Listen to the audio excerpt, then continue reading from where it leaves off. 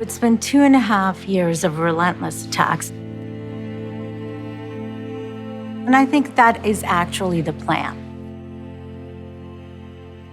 The plan is to keep us exhausted and flitting from here to there so that we actually can't focus on what we want. That's why the Solidarity Summit is a great space, because it actually makes us reflect and stop being in this crisis mode and think about, what do we want to build?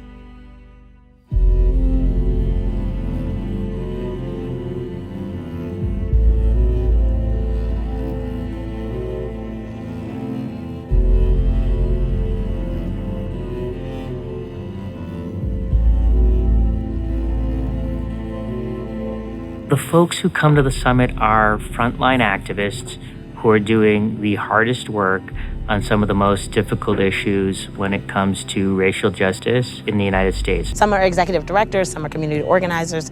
Each of us brings a different perspective and a different piece to the work. The summit offered a way for us to build relationships, to learn about each other's issues, and to say, okay, we can actually talk about these issues even if we don't come from those communities. So someone who's Latinx can talk about Islamophobia, and someone who's Muslim can actually talk about asylum seekers at the border.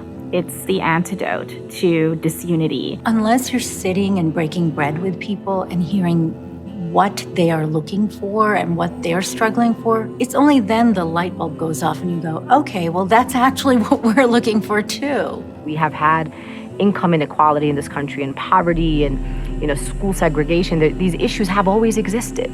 And it took people to feel personally persecuted to then feel like they could stand up in the moment. And that's not what solidarity is. Sometimes solidarity is when you are not personally persecuted and you show up for a persecuted community. Solidarity means that we have to believe that our own liberation is tied up with the struggles and the liberation of people in other communities and people in other movements and other sectors.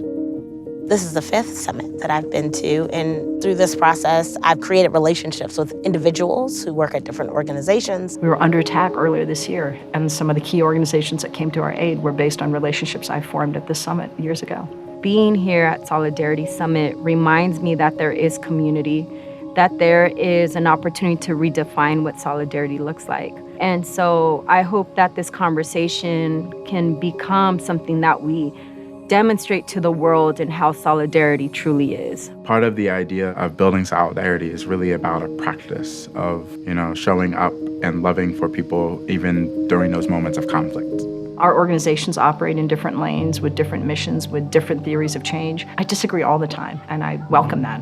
It makes me think more critically about my own position, and I hope that part of what I bring when I disagree is that someone else reflects on theirs. I think there are some pieces of vision that we all share. So it's been really interesting to hear from people doing that work at a national level, at a hyper-local level, in different organizing traditions, doing that work through base building, through advocacy, and respecting all of the different ways that people come into the work, but also hearing about what the strengths and limitations are of all these different models. Part of what's happening here is that people's idea of community, who am I a part of, is evolving in part through the relationships. You cannot be a person that pushes for Black liberation without understanding what's happening to undocumented people, without understanding what's happening to queer and trans people, without understanding what's happening to women. Whenever you can gather people together and in the kind of political environment that we're in, to have these kinds of deep, open, honest discussions about our strengths and weaknesses as communities and community organizers,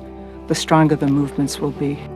The work of creating a more perfect union is continuous and constant, and every generation plays its part, and we're playing our part here. You can have a message of solidarity, but unless you're able to act, nothing is going to shift. It really needs to be a verb, and it needs to be a practice.